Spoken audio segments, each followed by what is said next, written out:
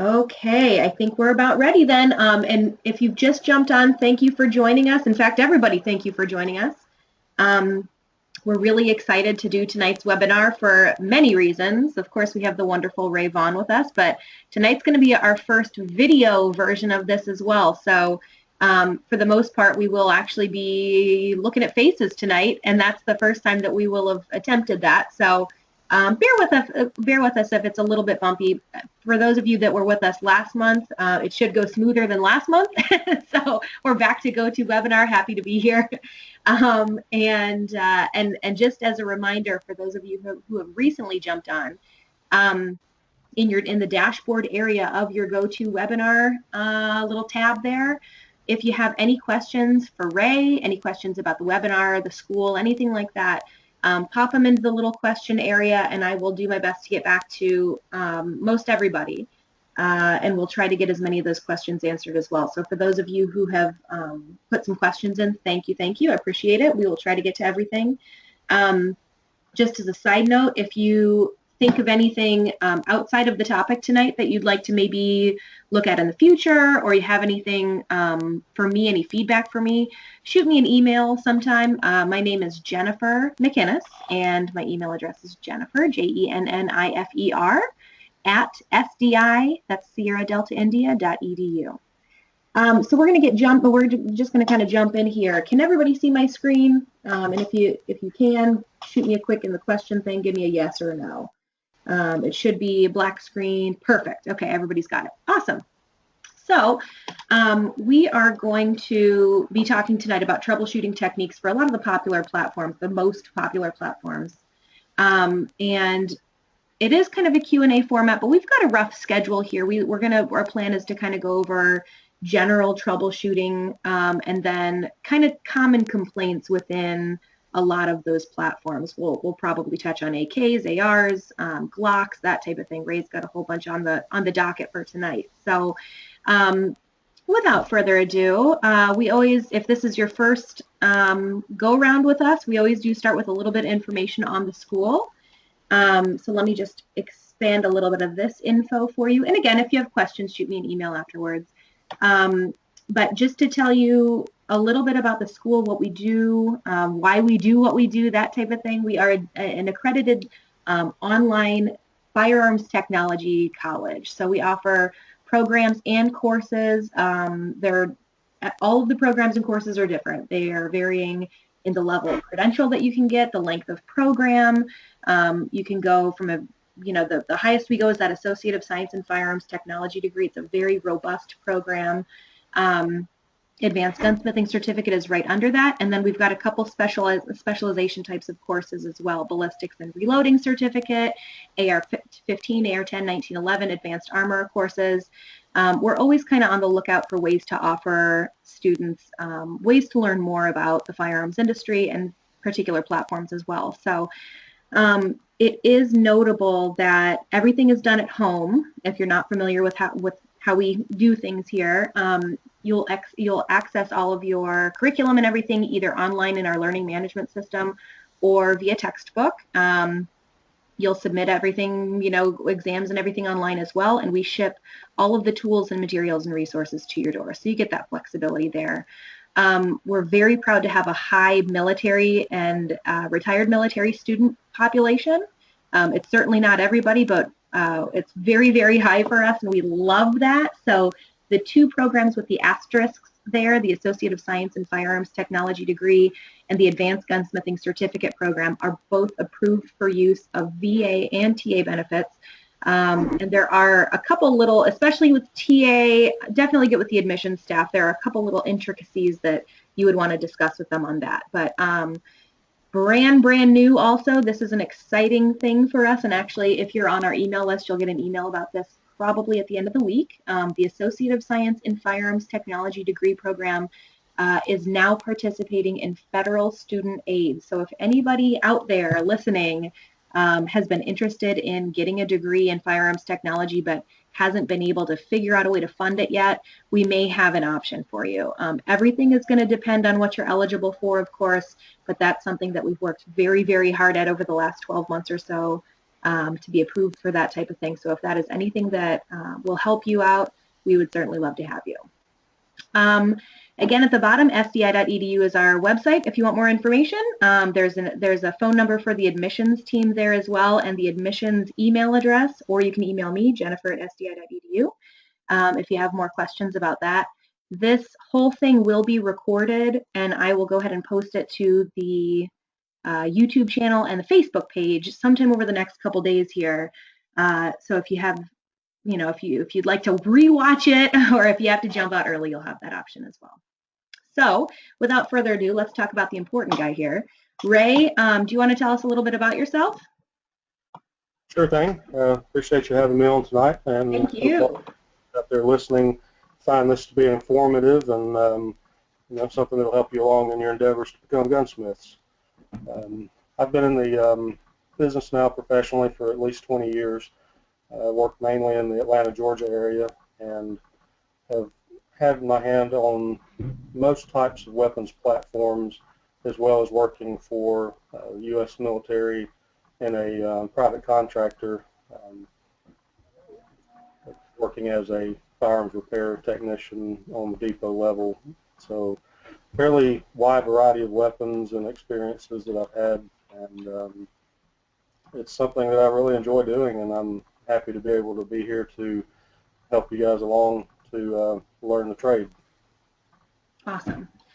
Tell everybody a little bit about what you currently do in the industry, and kind of how you got to that point.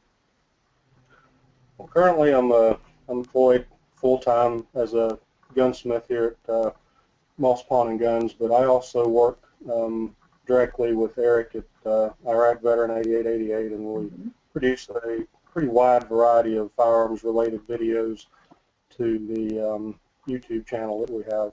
And along with that, we partner with quite a number of industry folks, manufacturers and distributors and such that we advertise for and with on the channel, as well as trying to promote firearm safety and just getting the knowledge out there for everyone that's interested. Awesome. So, are you ready to try the technical, the video sharing that we've worked on? I am going to go ahead, let's go ahead and turn on our webcams, and then we'll get started with the topics and everything too. All right, mine's up. Okay, now I'm going to need everybody's help here. You guys let us know if and when you can see Ray and me. Okay, I'm going to keep an eye on good, coming in good. Ha-ha! Success! Awesome. So we're going to start today. Good. Okay, it's looking like a lot of people are okay with this. Okay. We're going to start today with general troubleshooting. So you, in your day-to-day life, your full-time gunsmith life, person brings in, a problematic firearm. What do you do? What do you go through that are A, B, C, D, so that you can check off the list? We know for sure it's not these things. Main things that I look for are, number one, would be the ammunition, to make sure that the ammunition itself is not the issue. If it is, you can determine that in a few different ways. One, you're going to look at the ammunition if they brought a sample in, or you can even question them about the ammunition if it's been stored for many years, or if it came along with the gun and they're not quite sure what box it came out of or what manufacturer it is. That can oftentimes be a telling sign. So especially if the gun looks reasonably clean and in good kept condition, then you may suspect ammunition up front. The ammo itself should look clean with no visible signs of age and should be of recent manufacture. And if you're not sure, then substitute some of your own ammunition when it comes to the testing phase. Okay. So if you take a look at the ammo, everything's clean, everything's working, what's your next move? Generally, the next step would be to look at the firearm itself to see if it's clean, it's in reasonable working condition. The best way I've found is just to give it a good visual inspection under a bright light, possibly with a loupe or some other instrument that you can look into some of the smaller, darker areas of the firearm. Look to see that it's got, you know, any missing parts or damaged parts could be a telling sign. There are so many small things that you just cannot see from just a cursory inspection without disassembling the weapon. So in some cases you're not going to be able to determine exactly what's going on with it until you do disassemble the weapon, but that would be two of the main things to start out with. If the gun looks grungy and ill-kept, then more than likely there's going to be some underlying cause due to neglect, misuse, or dirt. Those are the first two things that I would look for. Is this the type of thing that you do in front of the client? Client sitting right there, brings in the gun, you do the visual inspection right there? In many cases, yes. We will have the gun in front of us on the counter, and oftentimes obvious things can be directly pointed out to the customer so that they understand the direction that we may, you know, look for further damage or wear or misuse, whatever it might be. The customer is not generally allowed into the shop mainly for, you know, safety and insurance reasons. So we try to give them at least a basic idea of what we might be doing to the gun before we take it in. We don't just say, give us your gun and we'll figure it out and call you later. Sure. That makes sense. Just have a reasonably good feeling that we're going to take care of the weapon and look at it thoroughly. And, you know, they also like the fact that when you look at something, you can point out the deficiencies that you see in front of you right away that they may not have noticed. And that gives them oftentimes a little more comfort, you know, in the fact that they're leaving the gun in capable hands. Sure. I had a couple, we've been getting questions as you've been talking. One of them kind of is along the same lines of what you do with the customer in front of you and what you have in your shop and that type of thing. Do you have a shot barrel in your shop? A barrel, like for a shooting barrel? It says a shot barrel. Do you have a shot barrel in your shop? If I understand the question correctly, do we have a test drum? Probably. We do have a test facility out back where we're able to fire weapons, for the most part just for function testing. Okay. We have a Savage snail that we can fire the weapons into, and for larger weapons we have basically a safe area built up that we can shoot into. Okay, James Carroll, if that didn't answer your question, let me know. But I think that probably was good. So, shooting trap, he says. Do you have a shooting trap? Shooting trap, correct. Yes, that's okay. That's what I was Perfect. about. Awesome. Thanks, James. Okay, so moving along, you take a visual inspection of everything. If you can't figure out what's going on, what's the next move for you? As a business owner even, you know, because a lot of these guys are going to be interested in that. Yes, as a business owner, we have a form that we use to collect the information of the owner of the weapon. We have to have that to account for our A&D records, so when these items are logged into our record books, we have all of that particular information handy. I've got a copy of our invoice. If you'd like, I can show it to you. It's a blank one. Go for it. These invoices, if you look at the top section, you can see the personal information that we have to have. All of this stuff is necessary to keep your A&D records correct. Below that, you'll see we have an area for parts and labor and a tally area at the bottom. These forms help us keep track of the weapons and the owner, and we also have areas for notes on the form as well. It's in triplicate. The customer gets a copy. We have a copy for a main logbook, and we have a copy that stays with the firearm at all times, as well as an inventory control tag for our computer system. Great.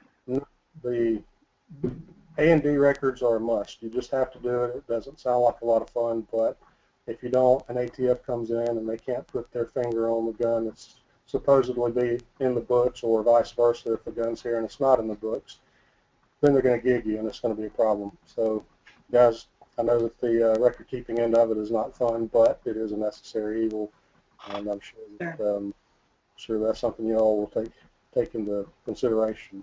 Yeah, absolutely. Okay, cool. On the other side of it, when we get all that information in, if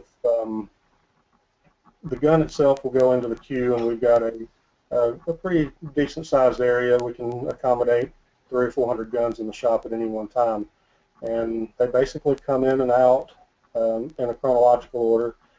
That doesn't always happen because some guns are going to end up waiting for parts longer than others, but we try to work the guns in and out as we get them in, so it's first in, first out type of situation as best possible. Awesome. Good. Do you want to dive into a couple of the platforms or some examples of what you see, what you run into on a daily type of basis? There is, yeah. We've got quite a number of different platforms here. The most popular platform that we probably see in our shop regularly is going to be an AR-15. I'm sure a lot of shops are going to be in the same arena. We've got a few other guns that we're going to touch on. We've got the Glock platform. We've got some AK platforms, Mossberg 500. So I guess the best place to start would be with the most popular, which is the AR-15. Okay. We get quite a number of them in that have malfunctioning issues, non-functioning issues, and a lot of these guns are ones that people have tinkered with. They're not necessarily a factory gun, or they may be a weapon that's been put together with a multitude of parts. Mm-hmm. So when that's the case, oftentimes there are numerous different points that you want to look at first. Number one, again, would be your ammunition. Make sure that they're shooting good quality brass-cased ammunition. A lot of the steel-cased ammunition out there today can provide numerous extraction problems, stickiness in the chamber. If the complaints are the fact that, hey, it's got a round stuck in the chamber or it's having trouble extracting, make sure that they're not running the steel-cased ammo, and that the first thing to look at would be the cleanliness of the chamber. If there's not a lot of buildup in the chamber, certainly an easy thing to remedy just with a cleaning brush and some solvent. The other things, I've got just a basic Colt AR-15 platform rifle here. The other main complaints that we'll get would be short cycling of the action. That can often be problematic from the standpoint of the gas block, or possibly the front sight base being misaligned or not properly installed on the barrel so that it's actually occluding the gas port. You want to look and see that the block or the front sight base is not canted to the left or to the right in relation to the receiver, and that the gas tube is properly installed and not damaged. The gas tubes will generally have a bit of a bend to them, and that's normal. They're supposed to have that. Sometimes you'll see them where people have tried to straighten them thinking that it came to them bent, and not knowing otherwise, you'll see them in quite a number of different bend formations. Another main complaint you'll get with the rifles themselves are that they just have maybe a poor trigger. They want to do something about the trigger, and maybe they've gone in and decided they were going to polish the trigger areas. And unfortunately, with most of the factory trigger systems, they're case hardened on the surface area. If you polish much, then you're going to get down into a softer material, and the trigger pull will be good for a short period of time, and then it might start doubling or having the hammer slip off and getting hammer followed. There's a number of other problems that that will come up on this rifle. Yeah, and actually, if you don't mind, we had quite a few questions come in while you were talking, and I just wanted to at least hit a couple of these follow-up ones. Sure. As you were talking here, there we go. When you were talking about the barrel, is this because, John asks, is this because steel case ammunition expands and doesn't shrink back down as quickly as brass does? And John, if I got that wrong, or you want to follow up with anything, let me know. That particular question has merit. The steel cases can give that problem because they do have to be annealed correctly in the manufacturing process. The steel casings will, when they're drawn, they'll work harden more readily than the brass will. And if they're not annealed correctly, then they'll stay hard and they won't necessarily contract after they've expanded and sealed the chamber walls. And that's oftentimes where you get the stickiness from.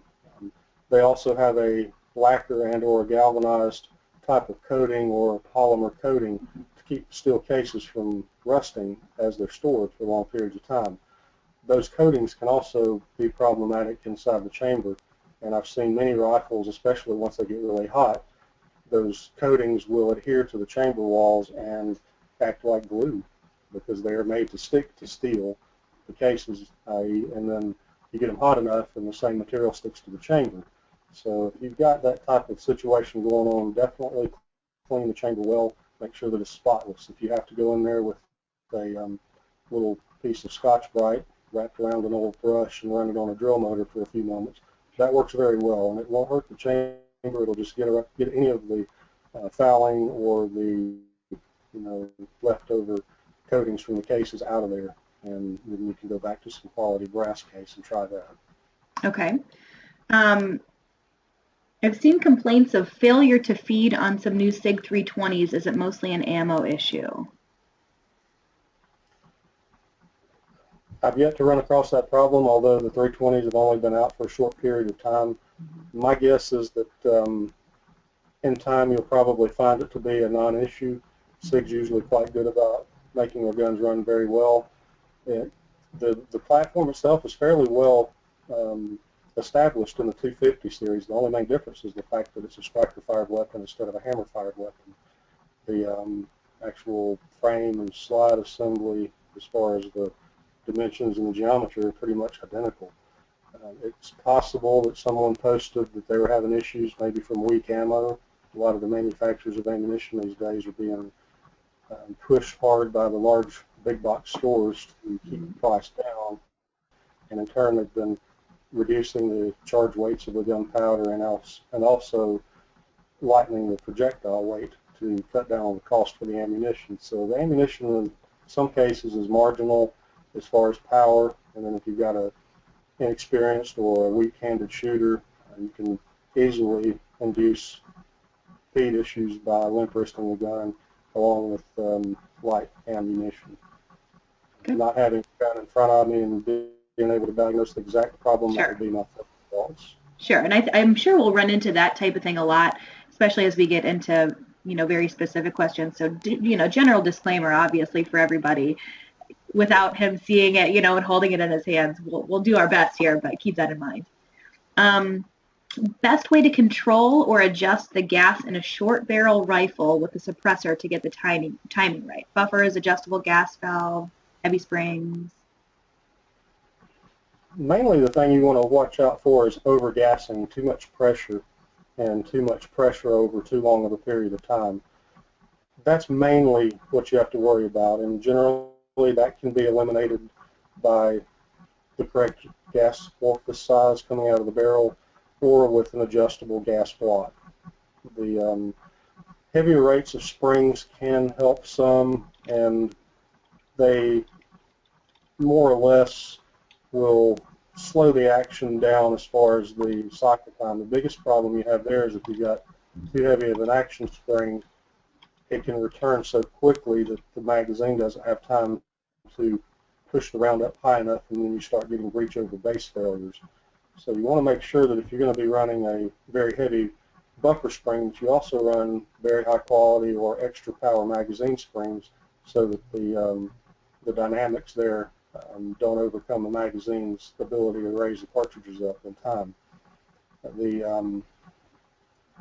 Another thing heavy buffers do is they can oftentimes allow for a little bit longer dwell time at the rear of the gun and also a little bit longer time before the gun opens and unlocks. So a heavier buffer has more of an advantage than a heavy spring.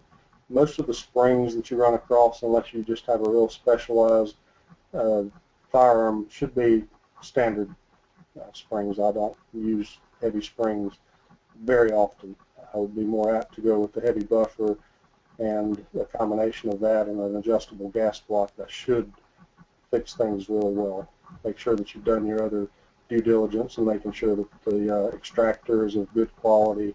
Some of these very short-barreled rifles, they don't have a very strong extractor with a brand new spring, sharp edges, and possibly one of the little helper O-rings that goes under the extractor. They just don't have enough extraction power while the pressures are still as high as they are when this thing's trying to extract the rounds.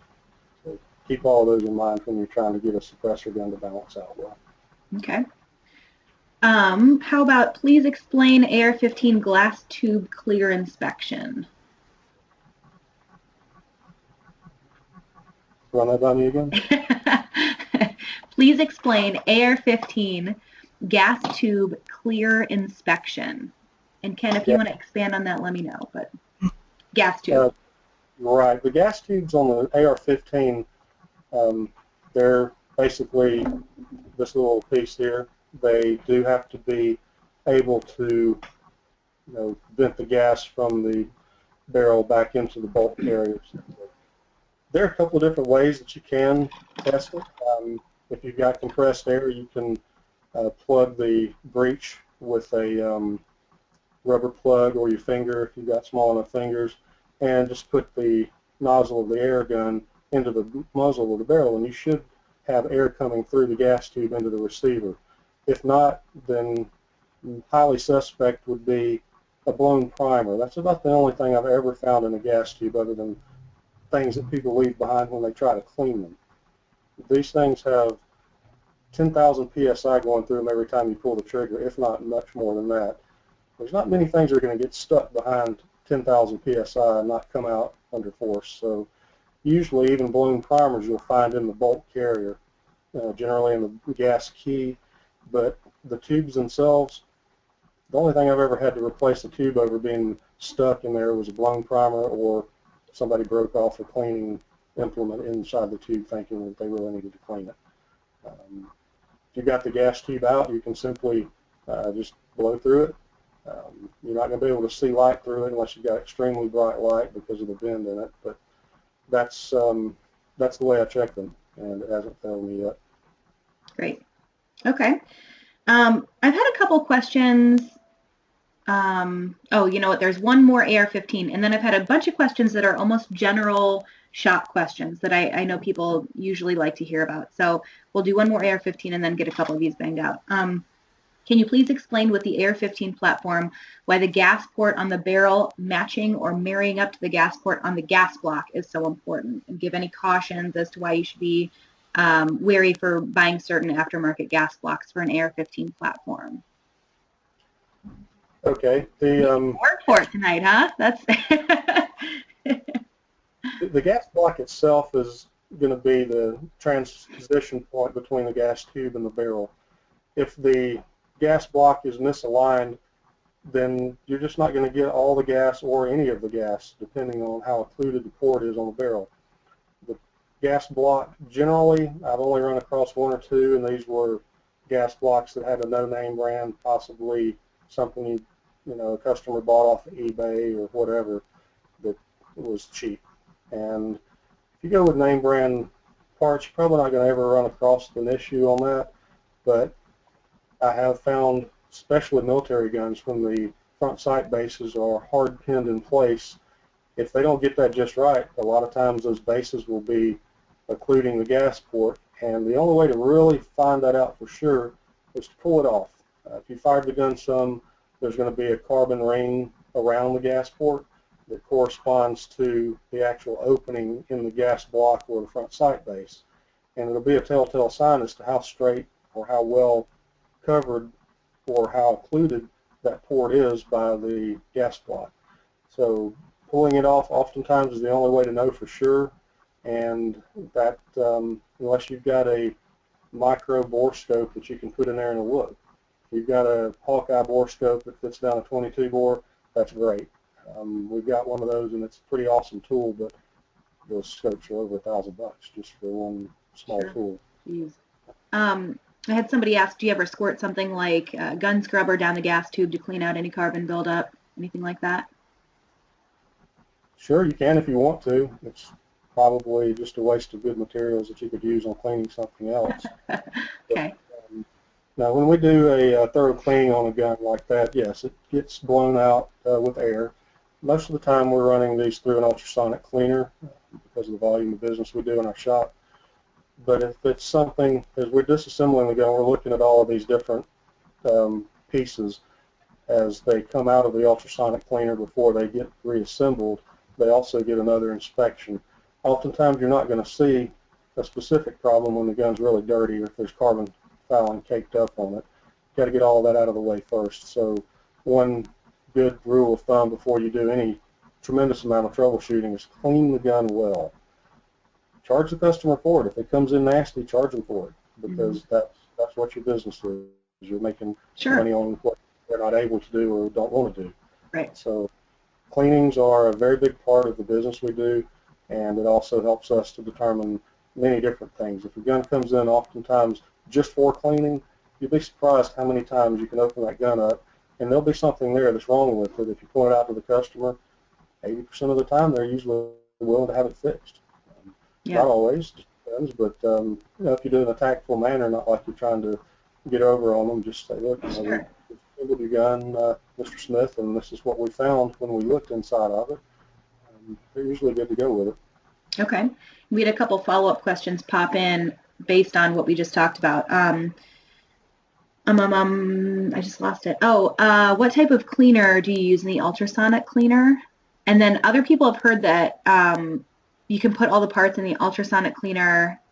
Will it change the metal or something, though? That type of thing. We had a couple pop in like that. Yeah, ultrasonic cleaners are a wonderful item. We have a couple of different types of material we use in there. The main thing that I put in our ultrasonic cleaner, it's a 9-quart. Our small one's a 9-quart, and I'll put roughly 1 cup of simple green. Simple enough, cheap enough. It can be poured down the toilet when you're done with it because it's more or less biodegradable. The solutions that they sell for the ultrasonic cleaners work very well.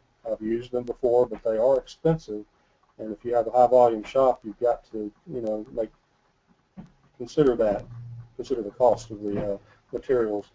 The other side of the question is the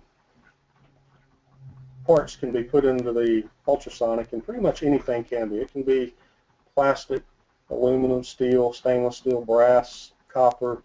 The biggest thing you want to do is to be aware that multiple materials inside that ultrasonic cleaner, because of the high frequency cleaning action, they can have galvanic corrosion if they are in there for too long. The combination of the heat, the ultrasonic sound waves, and multiple different types of material can have a small effect when it comes to galvanic corrosion.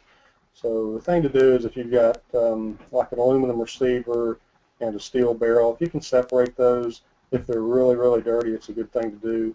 If they can't be disassembled, just keep the cycle times down to 15 minutes or so. The thing I can say about leaving an item in the ultrasonic too long, once you do it once, you won't do it again, because you're going to end up somebody and you finished.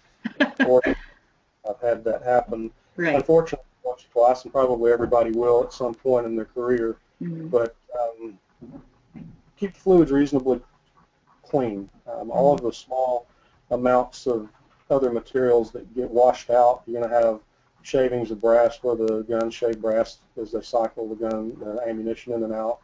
You're going to have fouling from the carbon, from the lead, from the copper. All those mix into the bottom of the ultrasonic cleaner, and if you don't clean it out regularly, those oftentimes will contribute to the galvanic corrosion. So if you leave an aluminum flame in there for more than 20 minutes or so at a reasonably high heat, you can get some pretty severe damage to it. Okay. And any solutions to avoid or anything like that? Yeah, non-flammable solutions. Don't put gasoline in your cleaner. Good to know. Good tip. There are certain times when I've got a solution of transmission fluid, some marble mystery oil, and some penetrating lubricant. I forget which brand I used in it, but it's kind of a witch's brew for guns that have had extreme corrosion, say a neglected black powder weapon or grandpa's single-action army that got left under the tractor seat and stored in the barn for 45 years. Right. Don't do that. Let it sit for 4 or 5 days, and then run it in the ultrasonic in that solution, and that tends to loosen things up where they'll disassemble much better. Okay. But it's a special solution only for certain times. And that, what you held up before, that's just straight up Simple Clean, or is that a Simple Clean version that's, That was just simple green, and I run that at Simple Green. About a 15 to 20 to 1 ratio. Usually the ultrasonic frequency will change when you get the mixture just right, and it's an audible pitch change, and that's about where you want to stop. You don't want to go any farther than that. And it basically turns just plain tap water to a translucent green, and anything really dark green, that's too much of it. You're just wasting the material. Okay. Okay, good. Let's just to backtrack just a little bit, since we're talking kind of general shop stuff. One of the first questions that came through. Oh, this might be interesting. Of all the platforms you've worked with, which one has been the most difficult to work on, in your opinion, across the board? Well, recently I would say that we did a total disassembly on a IWI Tavor recently for Cerakoting, and that's a fairly in-depth project. I wouldn't suggest that for a novice, because there are a lot of small parts and things that are very easy to break or damage when you disassemble that gun. I would do it again, but I would charge more than I did the first time. I'm sure that's going back. That's probably happened more than once for you. Yeah. How about speaking of not doing that as a novice? Which platform do you recommend for new gunsmiths to start work on before moving on to other platforms? Do you specialize in one and get perfect at it? Is there an entry level type of platform in your opinion? Yeah, you're not going to start with just one platform, because as a professional gunsmith, you're going to have numerous items coming across your bench. If you just have your mat out there for general gunsmithing, you're going to get a little bit of everything. But there are times when you should turn things away until you get more comfortable with them. You're going to see, because they're so prolific, you're going to see the AR-15s, the AKs, 1911s, and Glocks. You're going to see a variety of revolvers, Smith & Wessons, and Taurus, Rossi, and Charter Arms are going to be fairly common ones that you'll run across on your bench. Those are the ones that I would look into, because parts are reasonably cheap for all of those platforms. If you do end up breaking something in the process, it's not going to break the bank to replace the part. You start getting into some of the more complex revolvers like the Colts that can be kind of a good bit of work to time them correctly, and parts are very expensive if you do need to replace one. Just in general, other weapons that may not be the first ones of my choice to try to specialize on would be like the say Browning automatic 5 shotguns. Fairly complex piece, lots of parts inside that gun to have to take apart to do a complete disassembly and cleaning on. You might want to get your hands wet on something a little simpler like the Remington 1100, 870, Mossberg 500 platforms. There are definitely some weapons that I would avoid like the plague if you can. There are numerous ones, and it could go into a fairly long diatribe if you want. Sure. There are certain ones you don't want to see across your bench again unless somebody's got $100 bills, then you might. Then maybe. As far as we were talking about your invoices and your logging system, is there a computer-based logbook, and do you recommend paper versus computer?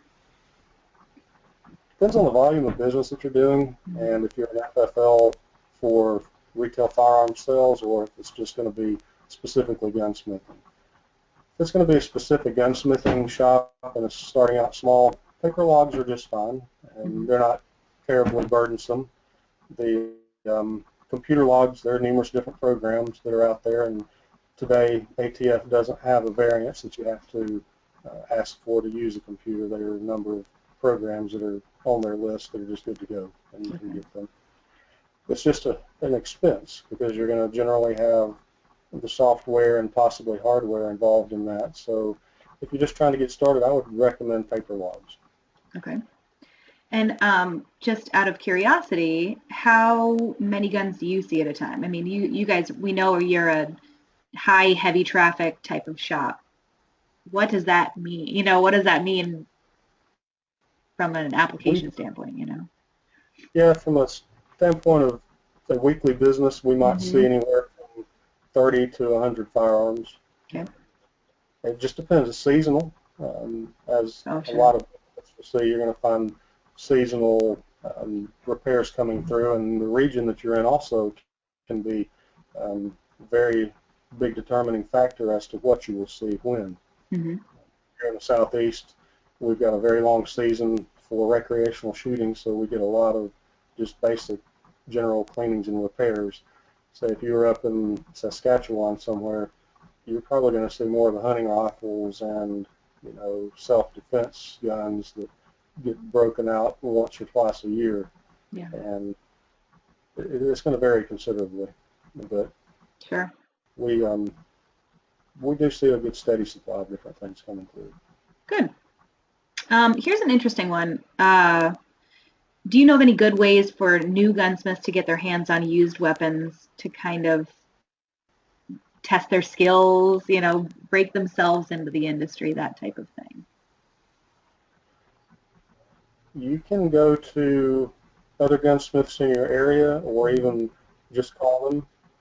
Some guys are pretty good. If they have something on their shelf, like where I'm sitting right now, I've got a rack next to me of about 35 firearms that, honestly, if I were to repair them, the cost to me in parts and labor would be beyond the actual value of the weapon when it's repaired. Right. So those are sometimes good projects, especially if you're looking to practice refinishing wood, metalwork, or even manufacturing parts that might be costly to purchase or even unable to be purchased due to the fact that the guns are obsolete. Mm-hmm. That's a good way to do that. And also practice your machining skills and such. Okay. The thing would be to go to gun shows in your area and just check around at the tables, like, hey, do you have any guns that are broken or damaged that you would want to sell?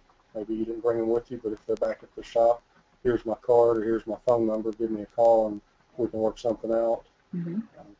You can also find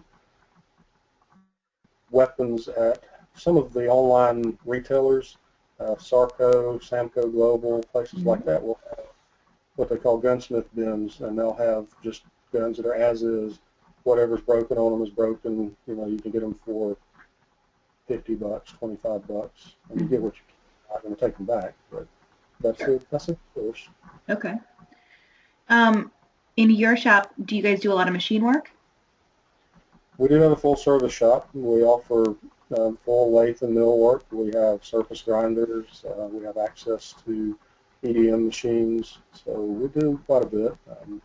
Have a very good friend nearby that runs a CNC shop, and he's got 5-axis machines, and he's got CNC lathes. So we can get small parts manufactured to some degree. Depends on the cost effectiveness. We can do prototyping on certain items. If we have an idea that we want to try to turn into more than just an idea, we can oftentimes either cut it out ourselves on our machines, or if it's something that we're looking to produce in mass, we can take it to the CNC shop and have them, CAD design it for us and look at the feasibility of manufacturing in mass. Okay, cool. And I do want to get us back on track a little bit so that we can do a little bit more of the troubleshooting stuff. Do you want to, just before I do that, how important is knowledge of machinery, lathes, mills, etc.? And then we'll kind of wrap up the business side. I don't know that I would say it's important. It is. It's something that as a well-rounded gunsmith, you're going to be called on to cut dovetails, to replace sights, maybe cut serrations here and there, do some checkering, which you can still do by hand, but a machine can speed the process up. There are numerous things that can be done by hand, but a machine such as a mill or a lathe would reduce the time involved in doing it so that you can truly make a profit at what you're doing. If you spend, 10 hours trying to hand file, you know, a set of dovetails on a gun, whereas you could chuck it up in the mill and have those dovetails cut in approximately 20 minutes. That's a big deal. They don't have to be the top of the line machines. A lot of guys get by with the combination units like the Grizzlies and, you know, the little home do-it-yourself type mills and drills. Sure. They work. You just have to be aware of the abilities of the machinery. Okay.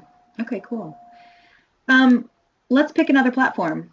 What are you thinking? You want to do Glock? You want to do a 1911? I think I had a 1911 question in here. I've had all sorts of stuff, so you get to choose. Pick your poison. How about the Glock? Yep, sounds good. As a gunsmith, you're going to see these, whether you like them or not. You just sometimes have to overlook personal preferences to make a little money. Sure. These weapons actually are quite nice. The main problems that you'll have with these guns are ammunition and cleanliness. The mechanical side of things that you're going to run across will be recoil springs. If the guns have been run a considerable amount, they will go weak and they do need to be replaced. Good basic test for a Glock on that is to slowly close the slide while having the trigger pinned all the way to the rear. And if the slide doesn't want to fully close and go into full battery, then you're probably going to be in need of a recoil spring. What will happen is the slide will stay out of battery about 1/8 of an inch until you release the trigger, and it will go forward. The other things that can go bad on these weapon platforms will be magazine springs getting weak or being crushed from being overloaded. Many people will say, okay, well, there's 17 in there. If I push hard enough, we can put 18 in it. You might be able to, but it's going to damage the spring. So that can be a point of failure on those guns. The other main thing you'll find is when the guns have been shot a lot, they will get a little bit of damage sometimes in the slide area if it's an older weapon, where the locking block rocks up and down, and there'll be shiny damage points right here on either side of the locking area. If those have gotten to the point where they're actually rolling metal into the barrel channel, that'll need to be dressed away with a stone or diamond file. The extractors on these guns seldom break, but when they do, they're generally fairly easy to see. The hook itself will be snapped off, and you won't have primary extraction. The gun will work sporadically, but not every time. When you're checking these guns for basic function, you always want to make sure that the locking plunger for the striker is firm and able to be depressed pretty much all the way in. We had a Glock 19 come in the other day that the customer was complaining that every once in a while the gun will fire 2 or 3 shots when the trigger is released. Come to find out, when somebody had taken the firing pin lock plunger out of the gun and did a little bit of polishing on it, the spring was improperly installed. It had actually turned into the gun sideways and was keeping the plunger itself from depressing completely. As it went into battery, it would tend to pull the trigger bar forward and cause it to drop down like it had been disconnected, and it would drop the striker and fire the gun inadvertently. And that's the first time I'd ever seen that issue, but doing a thorough examination, making sure that everything is in functional order before you start replacing parts. The gun needed no parts, it just needed to be reassembled properly. And that cured the problem on that particular item. Nice. If you guys have any specific questions on the Glock platform? Yeah, a couple came in. Can you explain the Glock rear sight removal? Yes. The rear sight itself is just the standard dovetail, and if you look closely you can see that it just is pressed in place, and the tool that's used to get that in and out is a small linear press that this unit right here.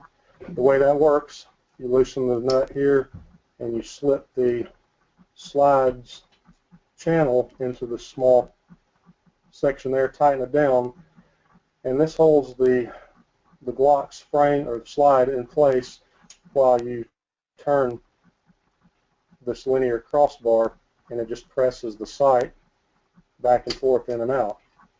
And to install night sights, you basically reverse the process. Once you get the new sight in place, you just press it back and forth until you get the proper sight picture. You basically want to start with the sight centered on both sides so that you've got an even amount of space.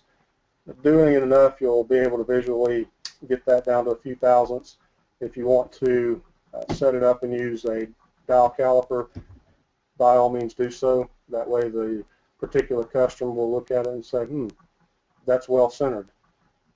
And if you have an adjustment necessary, I generally tell all my customers, one free adjustment. You bring me in a target, tell me the distance that you're shooting it at, and I'll adjust the sight to point of aim if it's possible to do so. And I won't charge them for that small adjustment. Generally, they don't come back. Okay, cool. Speaking of sights, will that one remove all the different Dovetail sights, or is that one that you can use on all sights? Now, unfortunately, this one is very, very specific to the Glock. Okay. I do have a much more universal tool, and bear with me a second, I'll grab that. Yeah, grab it. That's awesome.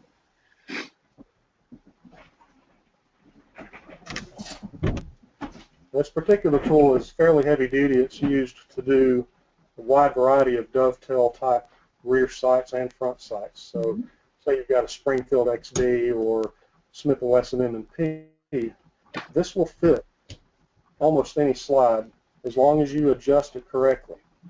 If you look at the platen right here, it's adjustable. It's got two holes in it that correspond to the two alignment pins that are on the block. Each time you turn that, they're set at a different height, so you can raise and lower where the slide sits inside the tool. So as an example, we'll just use this Glock slide that's right here in front of me. You set it to a certain height, and you've got a small tightening screw here. And you can see the way this tool is set up. This is your screw that allows this block to push the sight left and right, and on this side is a clamping bar that allows the slide to be clamped firmly to the tool. As big and robust as this tool is, it oftentimes requires an extra clamping force on the top, the way I'm holding it there, clamped inside of the jaws of your vise. So maybe a hard piece of plastic across the top here, and pinch it in your vise firmly so that the slide itself doesn't rotate. That'll damage the slide very quickly, and or it'll break the sight off very quickly. You're going to find when you start doing dovetail sights on many guns that they're so tightly in there from the factory that you really have to have this fixture clamped down very tight, or you're going to end up replacing sights and losing any profit that you would have made. Sure. If you guys get across that particular instance, need help, just email me. I can help you get that set up. Okay. What kind is that? Where would they get that? This is made by Meprolite. They actually offer that. This one's been a pretty good product. I've used it for quite a number of years. The newest one is made out of aluminum. It's a good bit lighter. Should work just fine the way it's designed. This one's made out of steel. It probably weighs a good 10 to 12 pounds. The tool, though, I've had for probably 15 years plus, and it's served me quite well. Okay. And what about for the front sight? Is there a tool specifically that you need for that, or will like a Glock tool do it? That particular tool that I just had up there will do front sight. Okay, great. Cool. Other markets that are similar, so look at them all before you make a specific decision. Okay, great. How about what's the common diagnosis of a Glock slide not staying locked to the rear after your magazine is empty? Like after the last round when it typically locks to the rear to show empty. It's not doing that. In most cases, that's going to be a weak magazine spring. And what's happening is the magazine spring, the follower has a small shelf here, and that small shelf corresponds to a small lip on the inside of the slide stop. If that's not lifted up, like so, every time, and with enough force to overcome the speed of the slide moving back and forth, then it'll ride over it. In some cases, a weapon that's been used a lot, this surface can actually be damaged over time. It can wear out and it can round over. So if this small part of the slide stop here has gotten a really rounded over point, then it may need replacing. It's a reasonably cheap part. These things will cost you as an armor about $5. The magazine springs, again, are something that should be looked at. If the follower of the magazine does not have a sharp edge there, then I would highly recommend just replace the magazine. Grab one out of inventory if you've got one, or out of a well-known working gun, and just try a different magazine first before you go to any other trouble other than just looking visually at the condition of the slide stop. Another thing that could be a problem, and the one that you'll probably find as many times as you will, of the gun not locking to the rear, but locking open every time the slide is cycled to the rear, even with a loaded mag. And that's where someone misassembled the gun by putting the top pin in after the bottom pin. If you do that, you'll generally pin the return spring for the actual slide stop between the locking block and the small pin, and that will actually cause lifting tension on this at all times and cause it to want to lock the slide no matter whether it has a magazine in it or not. Okay, great. To work on Glocks, is armor scroll necessary, or is experience more important, do you think? Armor school will get you a long way just straight out of the blocks. Experience is one of those things that, of course, if you don't put your hands on it every day, you're not going to get the experience. I know that being that we're an online distance learning course, sometimes people ask me about that, and it's like, how do you get your hands on it? Well, we send out our modules, but the reason we are doing this with the most popular platforms is because they're just about everywhere. There's probably a Glock nearby you somewhere if you're an avid shooter. Some of your friends may have one, and if you ask them nicely, they may allow you to assemble it and disassemble it. Parts are cheap to break something, but if you go through and just watch some of our videos, some of the others that we might have on our YouTube channel, those will be fairly in-depth as to what you need to do and what small tools you might need to disassemble these guns with. If you have the opportunity to go to the Glock school, I highly recommend it. It's well worth it, especially if you can take the Advanced Armorers course. They go into a 2-day class, and you get to shoot the Glock 18 and have a little bit of fun on the range rather than just sitting in a boring classroom. Right. Cool. And we do, from an SDI standpoint, like you were saying, we do have that one other option. I haven't talked about it at all tonight, but we have those field studies as well. So even for people who do want to take an SDI course and are kind of worried about the online side, we have these things called field studies. I think we have 12 or 13 different partners kind of in different states throughout the nation, and you actually physically go there. We do, they are pretty selective, you know, so we reserve them for the best of the best, but you apply for them when you're a student, an Associate of Science in Firearms Technology degree or Advanced Gunsmithing. We send them through to the partners to see if you'd be a good fit, and then that's a really, really good way of getting some hands-on before you even graduate, you know, experience and kind of networking and that type of thing too. So we do have that option as well. Absolutely, and we actually are one of those partners here. So I know it. I was going to say. Students that are interested, we will be taking on field study students. So yeah, and if there's anybody listening who would be interested in doing Mosspawn or anywhere else, shoot Anna. Anna Moody is in charge of that. She can be reached at Anna, ANNA.Moody, MOODY @SDI.edu or fieldstudy@SDI.edu. So feel free to shoot her an email, and she'll get you any information on who the partners are and what the application process is and that type of thing too. So we're about out of time. What do you think, guys? Do we need to do this again sometime? This is make a part 2 troubleshooting video. I figured. Yeah, I will. Let me just, there are a couple people asking for Anna's email address. Let me just type it in really quick here. I'll put in the field study. That one is easier. Field study at sdi.edu. Okay.